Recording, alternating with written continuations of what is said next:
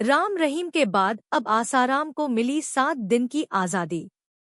Jodhpur high court ने दी payroll. यौन शोषण के आरोप में जोधपुर सेंट्रल जेल में सजा काट रहे आसाराम को कोर्ट से 7 दिन की पैरोल मिली है।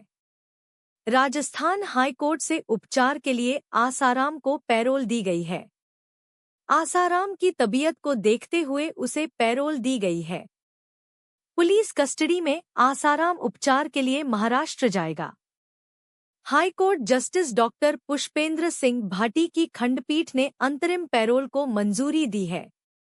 बीते दिनों जोधपुर सेंट्रल जेल में सजा काट रहे आसाराम की तबीयत एक बार फिर से बिगड़ गई थी।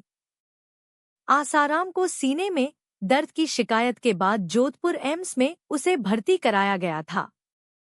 वहां आसाराम का मेडिकल चेकअप करने के बाद उसे इलाज के लिए भर्ती कर लिया गया था। आसाराम की तबीयत खराब होने की सूचना मिलते ही अस्पताल के आसपास उसके समर्थकों का जमावड़ा लग गया था, जिसके बाद पुलिस को भारी तादाद में वहां पर डिप्लॉय किया गया था।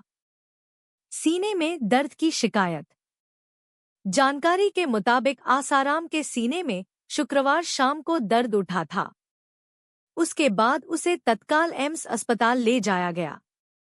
वहां जरूरी मेडिकल जांचें की गई, जिसके बाद उसे अस्पताल में भर्ती कर लिया गया था।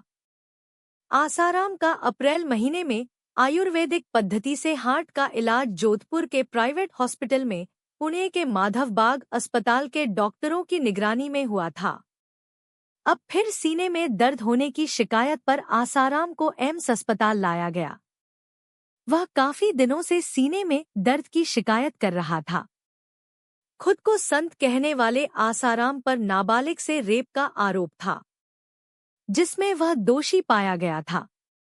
आसाराम पर पीड़िता ने आरोप लगाया था कि साल 2013 में उसने अपने जोधपुर आश्रम में उसके साथ बलात्कार किया था।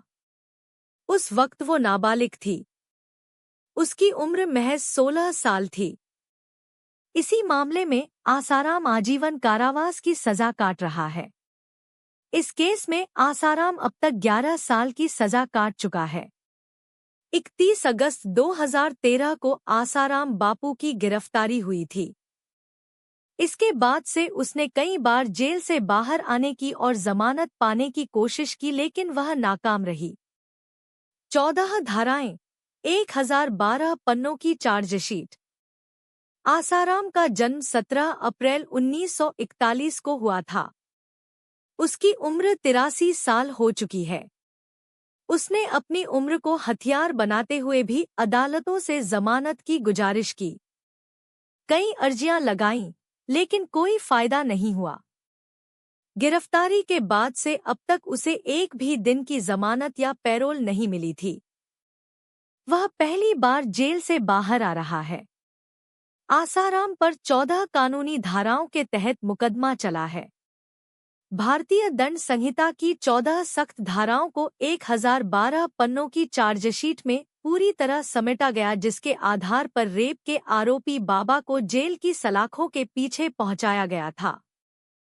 कोर्ट ने आसाराम को पैरोल तो दे दी, लेकिन इसके साथ ही कुछ शर्तें भी लगा दी हैं। आसाराम पुलिस कस्टडी में ही खोपोली माधवबाग महाराष्ट्र के अस्पताल में उपचार करवा सकता है, लेकिन पुलिस का खर्चा पूरा आसाराम को वहन करना पड़ेगा।